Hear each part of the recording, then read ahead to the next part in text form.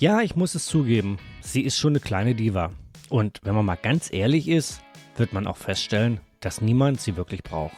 Kennt man sie aber erst einmal richtig, möchte man sie auch nicht mehr missen. Einmal angemacht, hat man dann meist mehr Arbeit, als man vorher denkt. Es soll sich ja schließlich auch lohnen.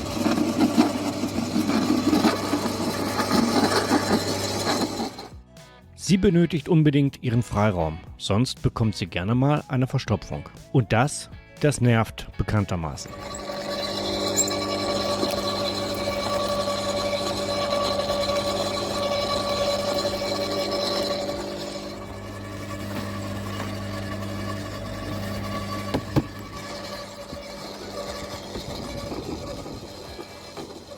Wenn man sich ungeschickt anstellt oder nicht aufpasst, kann es schon mal passieren, dass man eine gescheuert bekommt. Zu dick oder zu hart geht schon mal gar nicht. Zu klein ist aber auch wieder doof. Zu viel Grün mag sie genauso wenig wie zu sehr verzweigt.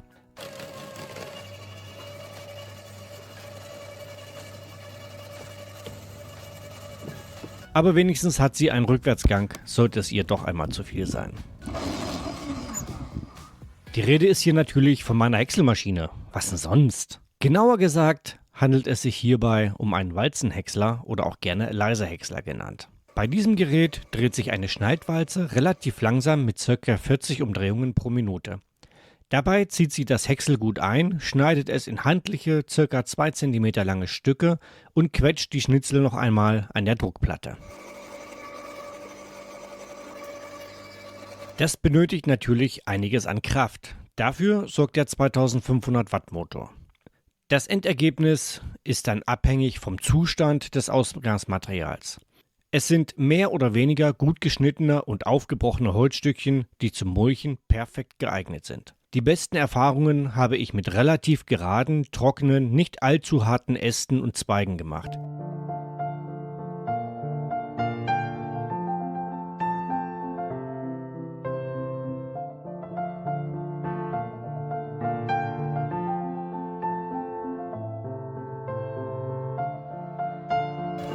Die Länge spielt dabei keine Rolle.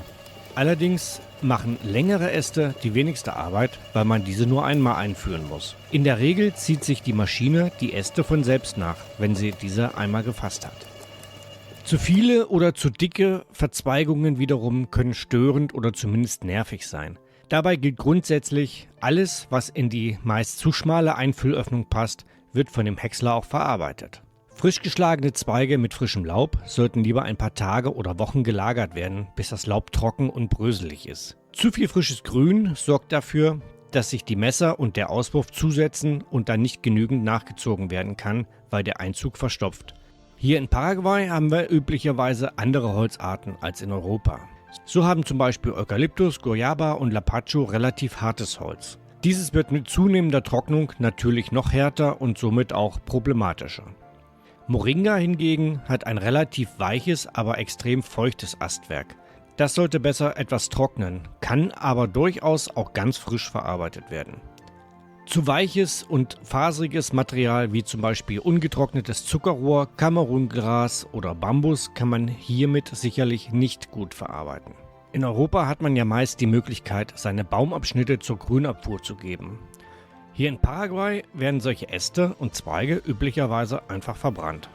Das finde ich persönlich allerdings nicht optimal, weil Mulchmaterial auch hier ein sehr begehrter Rohstoff ist.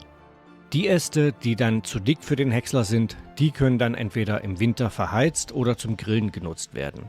Wenn ich ein Feuer mit den zu dicken Ästen mache, dann lösche ich die noch glühenden Zweige ab und erhalte super Holzkohlestückchen, womit der Boden auch weiter aufgebessert werden kann.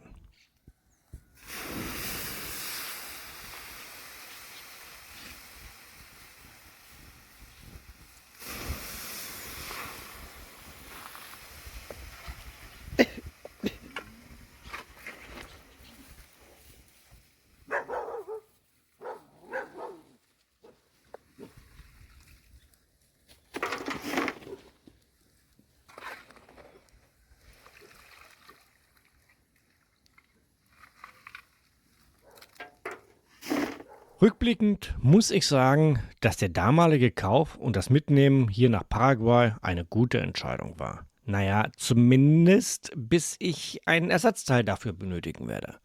Ich glaube nämlich, dass ich hier damit echt Probleme haben werde. Aber das wird die Zeit dann wohl herzeigen.